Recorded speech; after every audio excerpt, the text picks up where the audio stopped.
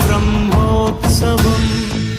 బ్రహ్మాండ నాయకుని బ్రహ్మోత్సవం బహురూపధారునికి బ్రహ్మోత్సవం శ్రీభూసతులతో శరణాగతులతో శ్రీభూసతులతో శరణాగతులతో 7 కొండల పైన చక్కగా